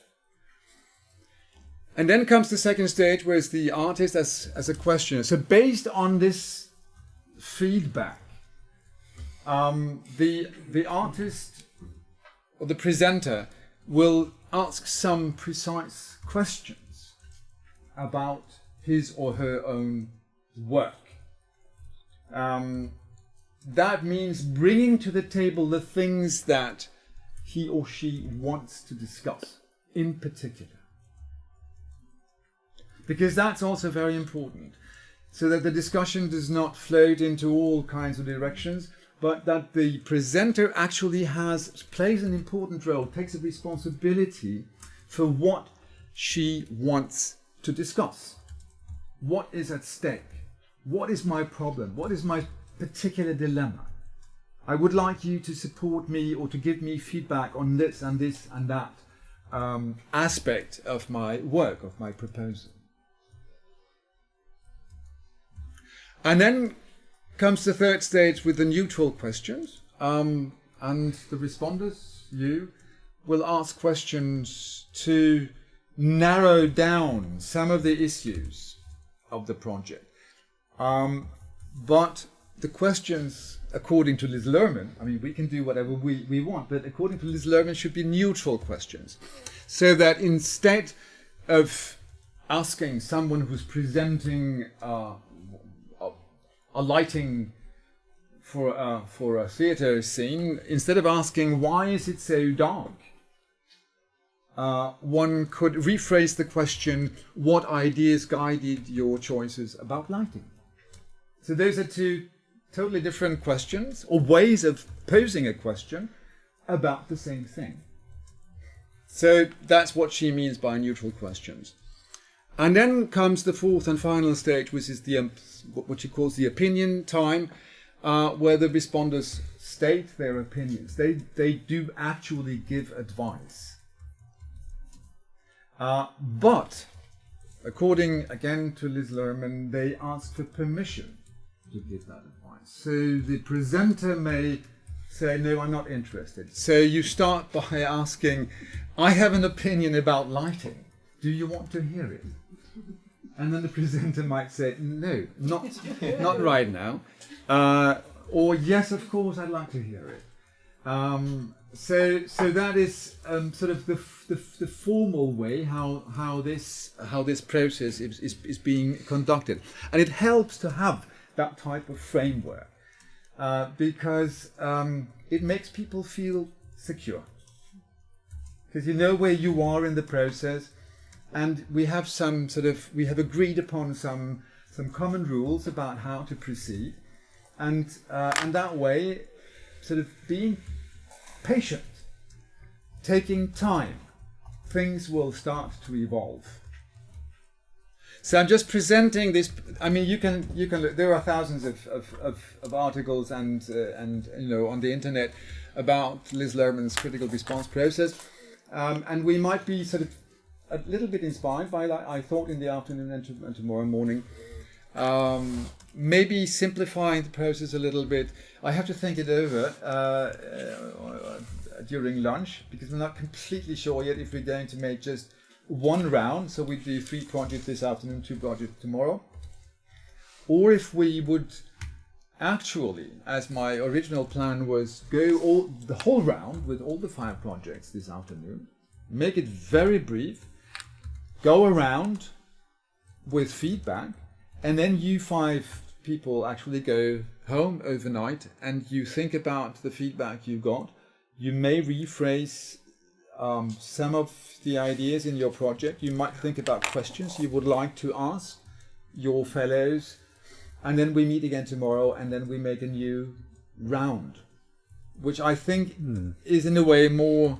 I like that idea more, but I thought we were going to be 20 people all together, you know, for today and tomorrow. So I thought, God, we can't make that. That won't work. So, but since we are only going to be maybe about 7 or 8 at the maximum this afternoon and tomorrow morning, we might actually do it that way. So that's my proposal then, if you agree, if you think that. So we'll go short rounds this afternoon, and then we'll come back tomorrow, and we'll see if we can deepen the discussion about your proposals. Fine, that was all I had to say. It's a bit past time, but if you have any questions, but then we'll about this. No? All right. Well, it's quite interesting how close the basic criteria are to the Finnish ones. Yes, absolutely. Different order. Yeah. And obviously all of them are based somehow on the European research area. Yeah, exactly. Exactly. So, yeah. But I think it's I think it's it's useful to envisage a project proposal or project application as a narrative. So a narrative that has a dramaturgy, so that there is something at stake. There is a sort of a logic, inbuilt logic in the way how you present your work. And you probably have the same thing, but I can see that, you know, since I've done this a couple of times and also been on the Swedish committee, it really makes sense somehow to have these stages in that particular order.